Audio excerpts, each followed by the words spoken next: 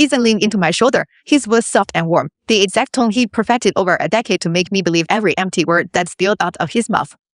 The distant pop of fireworks hung behind us, and he brushed the strand of my hair back, slow and deliberate, like he was putting on a performance for an invisible audience. Come on, honey, it's New Year's Eve. Tell me your resolution for the year ahead. Anything you want, I'll make it happen for you. I didn't hesitate.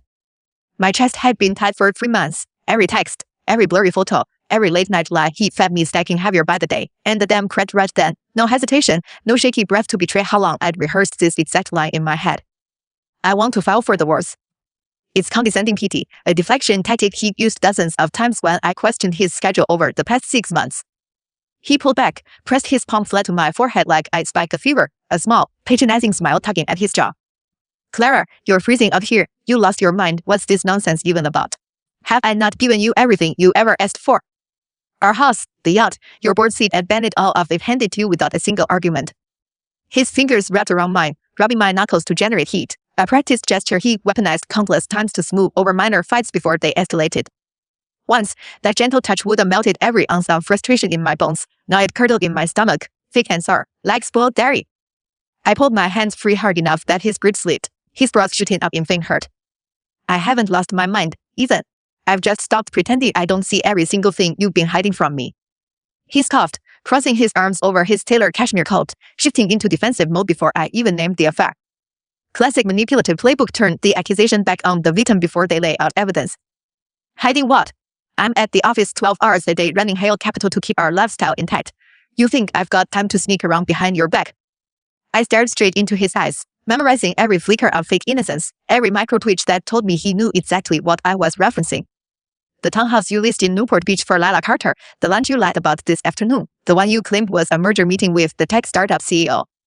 You left the family compound right after our New Year's brunch, told your parents you had urgent business, and drove straight to her place. Don't try to act like you don't know what I'm talking about. His casual smirk dropped, his shoulders locked rigid, and his tone flipped from gentle husband to accusatory stranger in less than a second, a textbook blame-shifting reversal that made my throat burn with suppressed rage.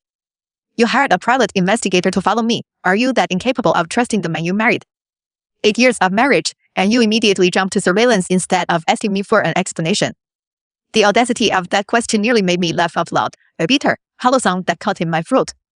Trust hadn't died overnight. It eroded slow, piece by piece, over 6 months of half-truths, canceled dinner reservations, and cryptic texts popping up on his lot phone when he stepped away to shower.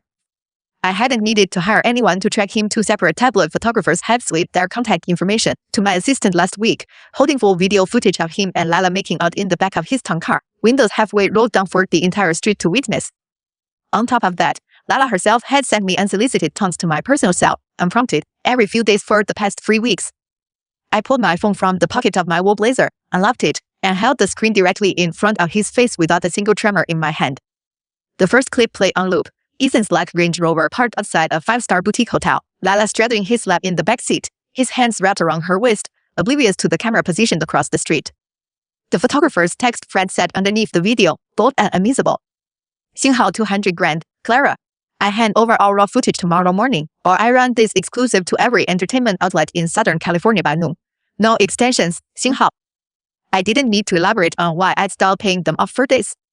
Ethan understood exactly what the league would cost him: his board position, his reputation as a loyal family man, the multi-million-dollar merger he'd spent 6 months negotiating with my family's company.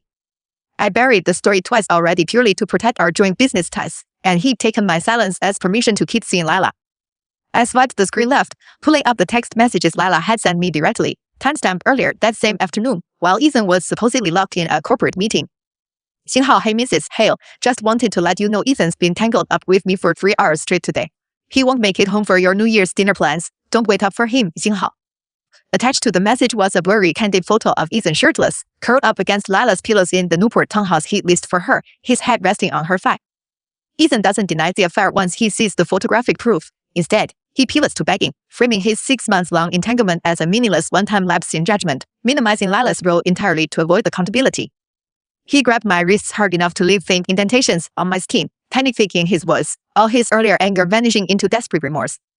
Clara, listen to me. Please, this isn't what it looks like. Lila's nothing more than a momentary distraction, a stupid mistake I made when work stress got unbearable.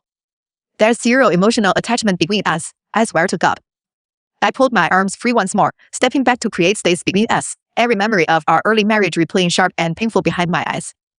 We met at an Ivy League finance seminar, two ambitious kids from established family firms, bound by shared goals and quiet, genuine affection for years. He once promised me he'd never keep secrets, that every decision he made would include me, that I'd always be his only priority. Now every single one hung in the air like a broken promise, weightless and worthless.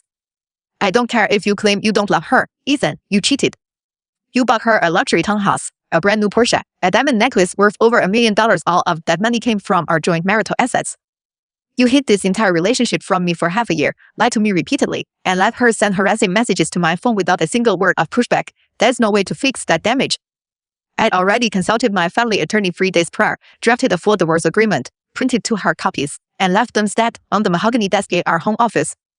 I mapped out asset division, business separation clauses, and legal language to recoup every dollar Ethan had spent on Lila's lavish lifestyle, fully within California community property law. I planned to wait until after the holiday rush to break the news, to spare our parents the public humiliation of a messy New Year's Eve fight, but his transparent lies that afternoon had erased every last shred of my willingness to delay. I left the full divorce paperwork upstairs on the office desk. We can sign it the second the federal holiday break ends next week. If you dispute any of the asset terms, my lawyer's ready to file formal court proceedings first thing Monday morning. Ethan's face drained of all color, his hands falling limp at his sides, his voice cracking as he reached out to wrap his arms around my torso, trapping me against his chest so I couldn't walk away. His hold was tight, suffocating, the scent of his cologne mixed with the floral perfume Lila wore clinging to his coat collar, a detail I'd noticed hours earlier but chosen not to comment on until now. You're really going to drop this on me tonight? On New Year's Eve? Our parents are waiting for us back at the main house. What are they supposed to think when we storm in screaming about divorce? Ethan frames my choice to leave as cruel and unreasonable, completely ignoring that he chose to sneak off to Lila's townhouse mid-family holiday brunch, fully aware I'd sit alone waiting for him all day. I dissect his hypocrisy out loud, walking through every red flag I ignored for months to build the full timeline of his deception. Cruel, you think I'm the cruel one here? Let's recap today's events for you, Ethan, so you can pretend this came out of nowhere. We sat through brunch with your entire family this morning. Your mother asked if you cleared your schedule for the full holiday weekend, and you smiled and lied straight to her face, saying you had a last-minute corporate emergency that couldn't wait until January. I offered to ride with you to your meeting, and you shot me down instantly, said the drive was too cold for me to tag along. Your own father questioned how urgent work could be on New Year's Eve, and you still snuck out the front door without a second thought to rush to Lila. I pulled my phone up again, tapping to pull up the 5 p.m. text Lila had sent me, the photo of him half-naked still front and center on the screen. 3 hours after you left our family gathering, this landed in my inbox. She explicitly bragged about how long you'd been with her, sent proof, and laughed about me waiting alone at the house for your return. I sat in our empty dining room for hours, replaying every excuse you fed me over the past 6 months, compiling every dollar trace my accountant flagged as unexplained withdrawals from our joint account, and I realized I don't owe you another single day of pretending this marriage is functional. I don't owe your parents the performance of a happy couple when their son's actually destroying every vow we exchanged. Ethan's chin trembled, his eyes glistening with manufactured tears, a trick he deployed dozens of times to soften me into forgiving smaller deceptions before the affair escalated this far. He dropped to one knee on the cold concrete patio, grabbing both of my hands in his voice thick with desperate pleas. Give me 30 days, Clara, just 30 days to wrap everything up with Lila permanently, cut all financial ties, send her across the country so she never contacts you again. I'll fire her from the minor consulting contract I gave her, liquidate the townhouse, sell the car, return every piece of jewelry I bought her, all of it. We can pretend this entire mistake never happened, go back to the way things were before I messed up. I pulled my hands out of his grasp once more, stepping fully out of his reach, my resolve locked in place without a single flicker of doubt. I'd spent weeks cycling through grief, guilt, and quiet longing for the life we once shared, but the second Lila sent that taunting photo on our holiday, all lingering hope for reconciliation dissolved completely. Mirrors don't glue back together once they shatter, Ethan. Even if you erase every trace of Lila from our lives tomorrow, every time you step out the door for a work meeting, every time your phone lights up with an unknown number, I'll be stuck wondering if you're repeating the same betrayal all over again. I won't spend the rest of my life trapped in a cycle of paranoia, questioning every single one of your movements just to avoid more heartbreak. He pushed himself back to his feet, stumbling slightly, his expression hardening from desperate remorse to quiet resentment, a shift I recognized well when he realizes manipulation and begging won't sway my decision. He defaults to passive aggression to punish me for refusing to overlook his infidelity.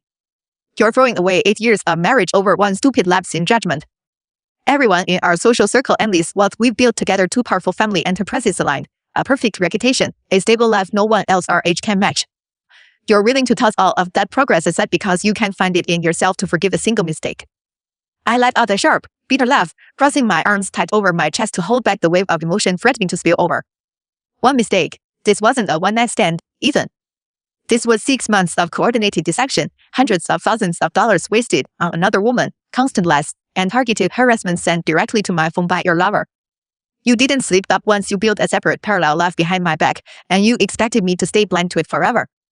I'm not throwing anything away. I'm walking away from that partnership you already destroyed. Ethan drops his remorse act entirely, threatening to sabotage my family's business partnership with Hale Capital if I move forward with divorce, revealing a deeply selfish core motive under all his soft "I love you" rhetoric. I turned to leave him standing alone on the fireworks-lit patio, fully committed to cutting every tie. And as I reached the glass back door leading into the main house, a car pulls into the private driveway, headlights cutting through the dark. My closest business confidant, Jude Mercer, someone I haven't alerted to any of the affair drama yet, arriving unannounced on New Year's Eve for an unspoken reason I can't yet decipher. Ethan's jaw tightened, his tone dropping low, sharp and threatening, the mask of the gentle, devoted husband fully discarded at last. If you file those papers next week, I'll pull Hale Capital's entire investment from your family's downtown development project. Your father's firm can't absorb that funding gap without collapsing the whole initiative, and you know it. Think about what you're risking before you rush into a permanent decision you regret for decades. I didn't flinch at his threat. My legal team had already prepped contingency plans to offset any sudden pull-up from his firm, and I'd begun diversifying Bennett Enterprises' investment partners weeks prior, anticipating he'd weaponize our shared business ties to pressure me into staying quiet about the affair. I met his glare unblinking, no trace of fear in my voice. Go ahead and pull your funding. My father built this company from the ground up long before we married, and he'd rather absorb the financial hit than watch me spend the rest of my life miserable with a man who can stay faithful. Your business leverage won't change my mind about the divorce.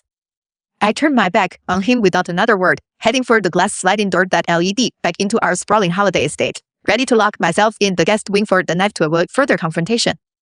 I'd barely taken 3 steps when bright white headlights flooded the entire patio, cutting through the dark haze of leftover fireworks smoke, a sleek black sedan rolling slowly down the private driveway toward us. I froze mid-step, my heart skipping a beat. Jude Mercer, the founder of our crossing the street partner firm, had zero reason to stop by our family compound uninvited on New Year's Eve. I hadn't texted him, hadn't called him, hadn't shared a single detail about Ethan's affair or my plans to divorce. Ethan spotted the headlights too, his posture shifting instantly from angry to worry, his eyes locked on the approaching vehicle as he stepped forward to stand behind my shoulder, voice low and suspicious. What's Jude doing here tonight? Did you call him over to gang up on me? I didn't answer him. I watched the car roll to a stop, the driver's side door swinging open, Jude stepping out into the glow of the driveway lights, his gaze locking straight onto me, a quiet, knowing expression on his face I couldn't begin to unpack. The final thought swirling through my head as I stared at him, Ethan's tense presence burning into my back. How did you know to show up here tonight, right after I'd laid all my divorce cards on the table? 井号 Chapter 2, the morning after, I lose everything but gain the truth. Word count, 2412. Narrator, Clara Bennett, 58, CEO of Bennett Enterprise, 8 years married to Ethan Hale.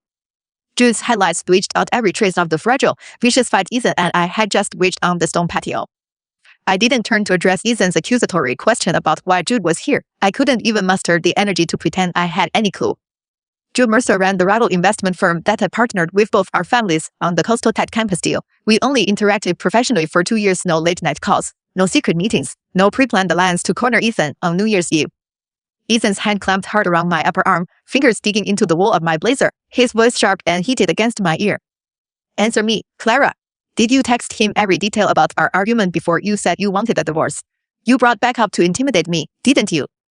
I raked my arm free so hard my shoulder ached, finally snapping back at him, laying bare every small, unaddressed wound I'd buried for months, small grievances I'd ignored to preserve our marriage that stacked on top of the affair.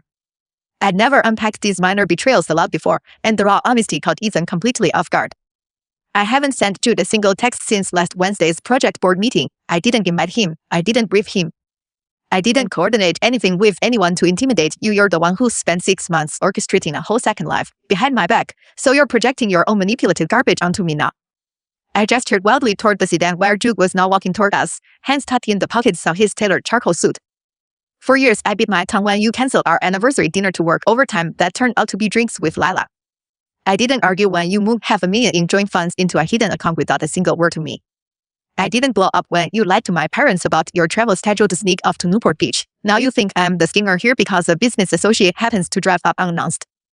Ethan's face flushed red, his jaw tight, but he had no retort ready. Every accusation I just thrown at him was verifiable fact, not speculation, and he knew it. Jude closed the distance between his car and the patio steps, his expression calm, no hint of malice or pre-planned confrontation written across his face. He nodded politely to Ethan first, then shifted his full attention to me, who is low enough only the three of us could hear. Clara, I hate to crash your family holiday, but I needed to speak to you privately tonight before the markets open next week. It's urgent, tied to Hale Capital's offshore asset transfers I flagged last week during the audit cross-check.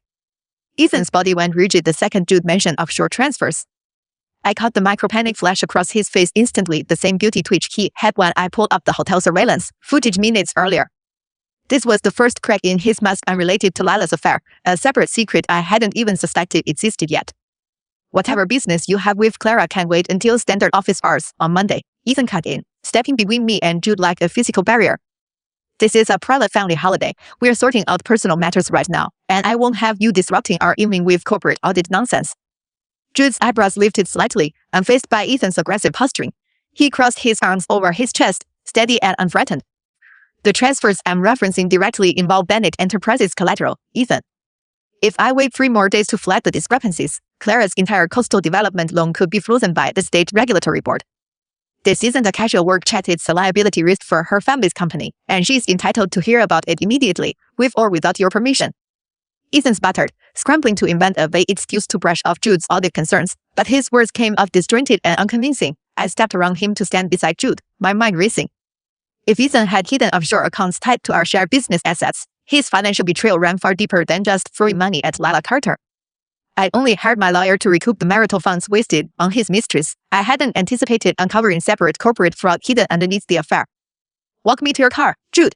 We can talk 5 minutes away from the house so we don't drag our family into corporate legal trouble tonight. I glanced back at Ethan over my shoulder, cold and unyielding. Stay here. We're not finished discussing the divorce, but this business emergency takes priority right now. Ethan reached out to grab my wrist again, but Jude stepped forward, subtly blocking his path without a single hostile gesture. It was a quiet power move, a clear signal he wouldn't let Ethan bully me any further, and Ethan dropped his hand at his side, sitting with quiet rage. I followed Jude down the driveway to his sedan, sliding into the passenger seat and shutting the door firmly behind me, shutting Ethan's furious glare out entirely. The second the car's interior enclosed us, Jude's calm professional demeanor softened, and he turned to face me fully, dropping the corporate formalities entirely. I didn't drive over just for the audit reports, Clara. I'd known about Ethan and Lila for 4 months. Jude admits he's been aware of the affair long before I found the surveillance videos, and he quietly hired the private photographer who captured the hotel backseat footage the tabloid man sent to my assistant. He explains his motive plainly. He watched Ethan funnel corporate funds to Lila's Newport townhouse through fake consulting invoices, and reporting the fraud to me directly would have tanked the joint project we'd spent 2 years building. He waited for concrete visual proof before intervening, hoping I uncovered the truth on my own without outside interference. I froze in the passenger seat, my blood running cold. All the pieces clicked into place instantly: the anonymous photographer's perfectly timed footage, the direct tongue messages Lila sent to my phone weeks later, every unexplained financial red flag my accountant flagged over the summer. You paid for that surveillance video. The guy who texted me demanding $200,000 to bury the story worked for you. Jude nodded, leaning back against the leather headrest, his tone heavy with regret. I didn't want to ambush you. I've watched you pour every waking hour into Bennett Enterprise while Ethan built a double life on your family's capital. I tried to flag the fake invoices to his CFO back in September, but the CFOs on Ethan's personal payroll buried the audit trail immediately. I knew if I marched straight to you with verbal accusations, you'd write me off as a rival trying to sabotage Hale Capital ahead of our joint launch. I needed irrefutable visual proof to back up the financial fraud evidence. He pulled a fake manila folder from the glove compartment, sliding it across the center console to me. Inside were bank statements, fake consulting contracts signed under Lila's name, wire transfer receipts totaling over $5 million drained from Hale Capital's joint operating account to cover her townhouse, luxury vehicles, jewelry, and cash stipends. Every single dollar counted as shared marital property under California law, far more than the $1 million I initially estimated when I first saw the diamond necklace receipt months prior. I held onto all of this to hand over once you knew about the affair on your own terms. I didn't plan to show up tonight, but the offshore transfer alerts hit my inbox an hour ago. Ethan's moving another $2 million offshore to an untraceable account registered under Lila's cousin's name, attempting to hide assets before you filed divorce paperwork post-New Year's. My fingers trembled slightly as I flipped through the stack of financial evidence, a wave of crushing disappointment crashing over me. I spent 8 years trusting Ethan with every business decision, signed off on every joint investment without second-guessing his integrity, and he'd been systematically siphoning corporate funds to fund his mistress's lavish lifestyle for half a year. The affair hurt, but the calculated financial deception stung far worse. It meant every "we're building this together" speech he'd ever given me was a hollow lie, designed to keep me blind to his embezzlement. Why didn't you tell me sooner, Jude? I could have acted months ago instead of waiting until New Year's Eve to blow everything up. Jude exhaled slowly, his gaze sincere. Because I watched how you love him. I saw you stay late at board meetings to defend his company's shaky quarterly numbers when investors questioned his leadership.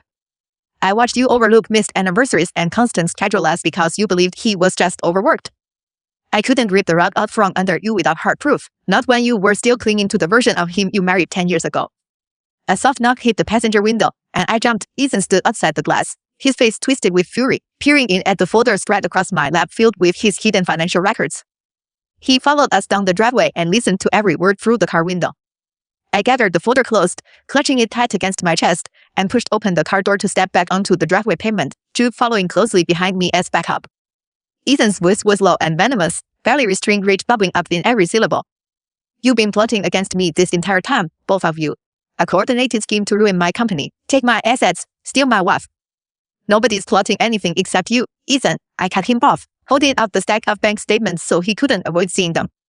You've stolen millions from our joint business to fund your mistress's lifestyle, hidden offshore accounts to avoid equitable asset division in the wars, lied to me, your parents, my entire family for 6 months straight. You didn't create this mess, you did, all by yourself. Ethan reached for the folder in my hands, desperate to grab and destroy the evidence, but Jude stepped between us again, holding a hand out to stop him. Don't touch her property, Ethan. Every document in that folder has digital backups stored across 3 separate encrypted servers, copies sent to Clara's attorney, my compliance team, and the State Financial Regulatory Board. Destroying the physical copies won't erase a single line of evidence.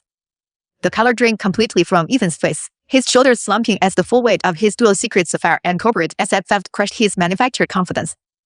The patronizing, defensive husband act vanished entirely, replaced by raw, unmasked panic. He dropped his voice to a desperate, pleading whisper, ignoring Jude's presence entirely to focus only on me.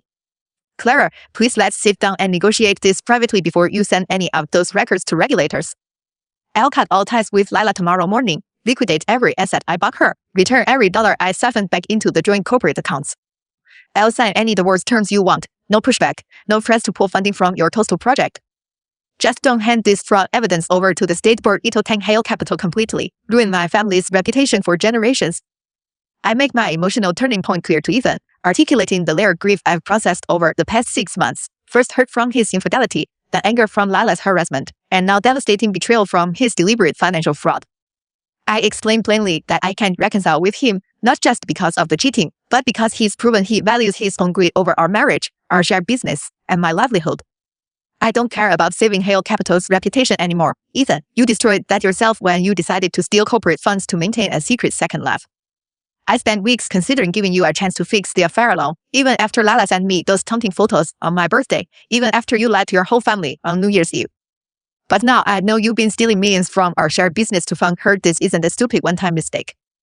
This is premeditated fraud, layered on top of 6 months of infidelity and constant manipulation. I paused, letting the weight of my words sink into him, every small wound I buried resurfacing sharp and clear. I used to stay up late at night thinking about our future together, retiring side by side, merging our family foundations, traveling the world like we planned when we first got married. Every single one of those dreams died tonight when you showed me these bank records. You weren't just cheating on me, you were stealing my family's legacy right up from under me while I trusted you completely. Ethan's eyes glistened with real, unmanufactured tears this time, no performative act to soften my resolve. He reached out like he wanted to touch my arm, but I stepped back, creating a permanent gap neither of us could bridge. I never meant to hurt you financially, Clara. Lila kept pressuring me for more money, more luxury gifts. I got trapped in a cycle I couldn't escape without her threatening to expose us both to the press. I thought if I moved the funds offshore fast enough, I could pay her off quietly before you ever found out, fix everything without you having to suffer the stress of legal battles. That's the core of your problem, Ethan, Jude interjected. Calm and unemotional, you made every single major decision for 6 months based on hiding your mistakes instead of correcting them. You chose deception over honesty, theft over transparency, a temporary thrill with Lila over 8 years of marriage and a shared business empire. You can't blame her for the choices you made freely every single day. Ethan didn't have a counterargument for that. He stood silent in the driveway, defeated, staring at the fake folder of evidence clutched in my hands, his entire world unraveling in real time before his eyes. Jude turned to me, lowering his voice to a gentle murmur so Ethan wouldn't overhear. I'll leave the full digital file packet with your attorney first thing tomorrow morning. My compliance team will handle all regulatory reporting formalities so you don't have to navigate the red tape alone. Whatever you need to push the divorce forward, my firm's resources are available to you at no cost, no business strings attached. I nodded my thanks, a faint, exhausted sense of relief settling in my chest for the first time in months. I wasn't alone in this fight anymore. I had concrete financial proof, a neutral ally with full access to corporate audit trails, and zero lingering delusions about the man I married. Jude climbed back into his sedan, giving me one quiet, reassuring glance before pulling out of the driveway and driving away into the dark night. Once Jude's car vanished around the bend of the private road, Ethan turned back to me, his pleading tone shifting into quiet desperation, a last-ditch attempt to sway my choice. Let me spend New Year's Day with you and your parents tomorrow. I'll confess everything to them, take full blame for every mistake I've made, beg for their forgiveness.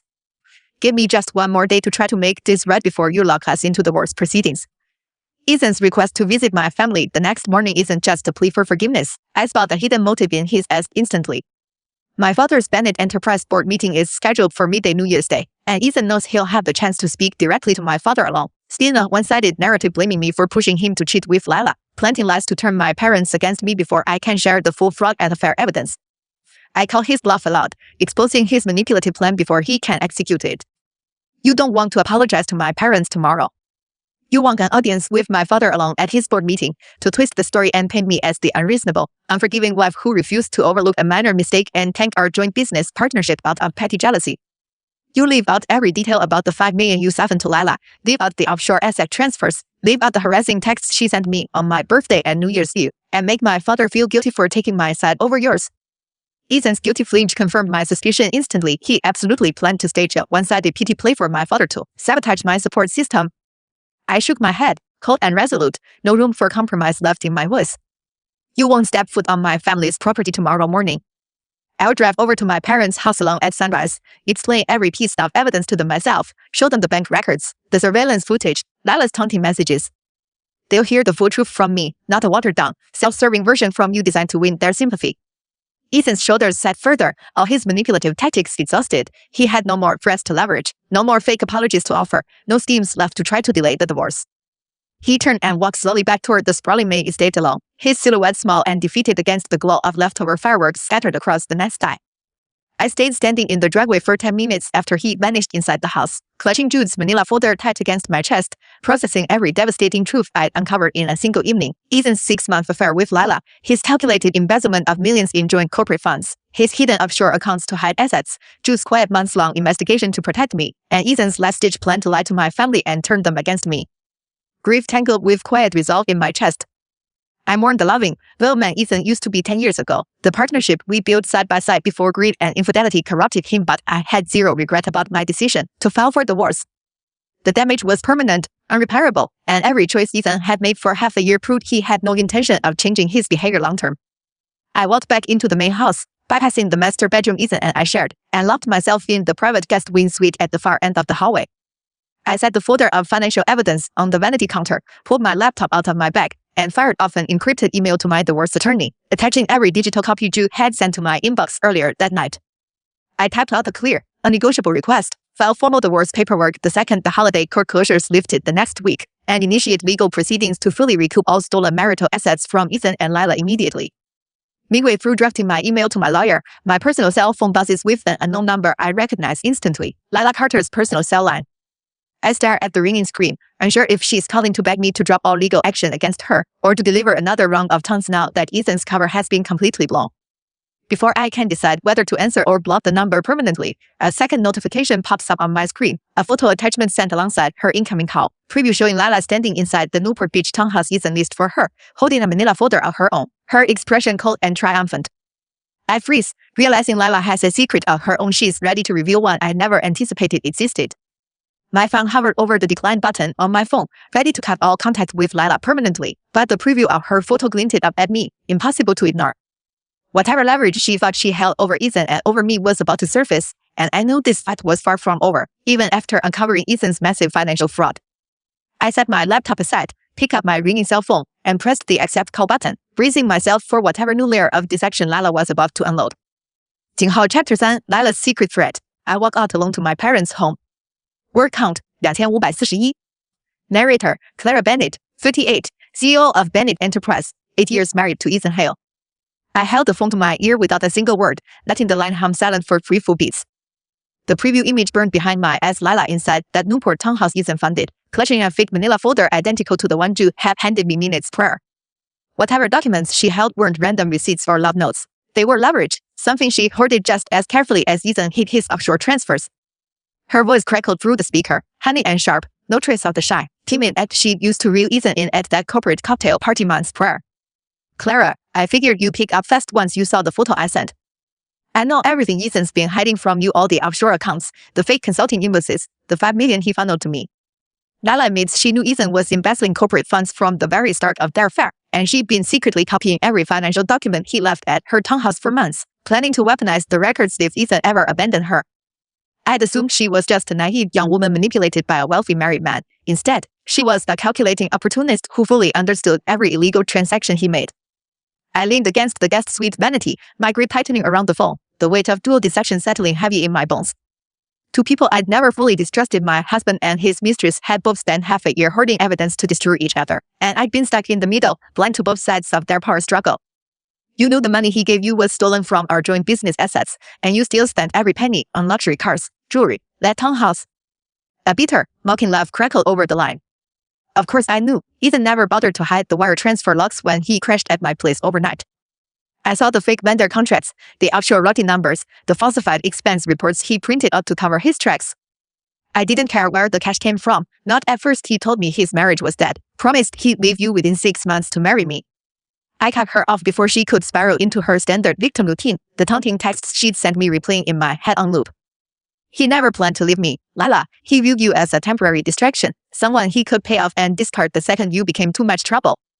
Last night he ordered his security team to drive you out of Newport entirely, strip every asset he put in your name, cut every financial tie. Her tone shifted instantly from cocky to free panic, the confident act crumbling without effort. I heard her fumble something plastic on the other end of the line, a glass clattering against a marble countertop. He wouldn't do that. He told me he loved me, said I was the only person who understood the pressure he's under running Hale Capital. Ethan tells every woman exactly what she wants to hear to get what he wants, I replied flatly, no sympathy softening my tone. He told me I was his forever partner for 8 years while he was sneaking off to your townhouse every week. His words don't mean anything, only his actions matter. Lila's voice dropped to a threatening snarl, the manila folder she held in her photo clearly the core of her bargaining chip. I've got copies of every single financial crime Ethan committed, Clara, every wire slip, every forged signature, every offshore account ledger. If you move forward with your divorce and sue to recoup all the money he spent on me, I'll forward this entire packet to every financial regulator, every business news outlet in the state. Hale Capital will collapse. Your family's joint development project will collapse right alongside it. You'll lose millions just to punish Ethan and me. Lila's leverage isn't just Ethan's fraud records. She reveals she's 3 weeks pregnant, and she intentionally held that secret until Ethan abandoned her, planning to use the child as her final bargaining tool to force Ethan to leave me and provide permanent financial support. This adds an entirely new layer to the conflict I never anticipated. I'd assumed the affair, embezzlement and asset hiding were the full scope of the damage, but an unplanned pregnancy complicates every legal angle of the divorce. A cold, stunned silence fell over our call. I stared blankly at the wall across the guest suite, processing this new bombshell. All the taunting messages, the late-night calls, the desperate attempts to provoke me, none of it was just petty jealousy. She'd been buying time, waiting to spring a pregnancy claim once she had enough financial dirt to hold over Ethan's head. You're pregnant with Ethan's baby. It wasn't a question, just a quiet, exhausted statement of fact. 3 weeks along, Lila confirmed, her tone shifting back to manipulative calm. I didn't tell him yet, not before he sent those security men to evict me. Now I've got 2 weapons, the full fraud evidence to ruin his company, and a baby that legally entitles me to child support payments for 18 years. Here's my offer: you drop all legal action to recover the $5 million he spent on me, agree not to report his offshore embezzlement to regulators, and I'll keep quiet about the pregnancy and bury all my financial copies. If you refuse, I burn everything down for all 3 of us. I ran a hand over my temple, sorting through every legal reality my attorney had walked me through weeks prior. California community property law entitled me to recoup every marital asset Ethan diverted to Lila, regardless of a pregnancy. Her threat to leak corporate records carried consequences for her too. She'd knowingly accepted stolen funds for months, making her an accessory to fraud, liable for criminal charges alongside Ethan if regulators launched a full investigation. I didn't share that detail with her yet. I let her believe she held all the power, buying myself time to plan my next move. I need 24 hours to talk to my legal team before I respond to your deal. Don't contact me again until tomorrow evening, and don't reach out to Ethan either. Any interference will make me reject your offer outright. Lila hesitated for a bit, then agreed, sharp and bitter. 24 hours only. Don't try to stall me, Clara. I've got nothing left to lose now. I ended the call, tossed my phone onto the velvet guest bedspread, and sank down onto the mattress, my head buried in my hands. The night had unraveled faster than I could process. Ethan's 6-month affair, $5 million embezzled dollars, hidden offshore asset accounts, Jude's secret months-long investigation, Ethan's scheme to lie to my parents, and now Lila's pregnancy paired with a fraud blackmail threat. Every layer of the life I built with Ethan peeled away one by one, leaving nothing but lies and self-serving greed in its wake. I pulled my laptop open again, resuming the encrypted email to my attorney, adding a critical news section outlining Lila's pregnancy and blackmail demands, attaching the screenshot of her holding the evidence folder alongside the call-out from her number. I flagged it as high-priority emergency counsel, requesting a private video consultation first thing New Year's Day morning, before I drove to my parents' estate. By the time I finished drafting the full legal brief to send over, the sky outside the guest suite windows lightened to pale gray, the first faint hint of sunrise gliding over the treetops lining the private driveway. New Year's Eve had melted into New Year's Day without a single hour of sleep, my mind racing nonstop through every betrayal and threat thrown at me in a single night. I packed a small leather overnight bag, slipping Jude's manila folder of financial evidence and my laptop into the side pocket. I wasn't staying another minute in the mansion Ethan and I shared. Every wall, every piece of furniture, every framed photo of our happy years was tainted by the endless deception he'd woven around our marriage. I grabbed my car keys off the vanity, unlocked the guest suite door, and walked silently through the empty hallway, avoiding the master bedroom where Ethan was likely passed out asleep after his panicked breakdown hours earlier. Ethan intercepts me at the front door before I can exit the house, catching me midway through the glass front doors. He'd been awake the entire night, seated on the marble entry bench waiting for me, and he spots the overnight bed slung over my shoulder instantly, launching into a desperate, guilt-tripping monologue about ruining our family holiday and breaking my parents' hearts. His dialogue exposes his core fatal flaw. He still prioritizes his own comfort and social reputation over my trauma, refusing to acknowledge Lila's pregnancy or the blackmail threat hanging over both of us. I nearly pushed the front door open when Ethan's voice cut through the quiet entryway, rough and hoarse from lack of sleep. Clara, wait. Where are you going with that bag?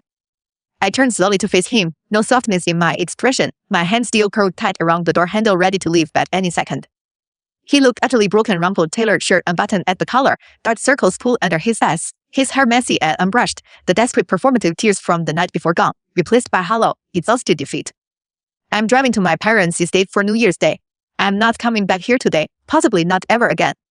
He pushed himself off the entry bench, stepping forward to close the gap between us, hands raised like he wanted to reach for me before he thought better of it, dropping them limp at his sides. You can't leave on New Year's Day. This holiday was supposed to be spent with both our families, celebrating another year together. If you show up alone, your parents will immediately suspect something catastrophic happened between us, and it'll destroy every good relationship we've built with them over 8 years. I let out a sharp, hollow laugh, the song echoing off the marble floors. You're worried about ruining holiday pleasantries.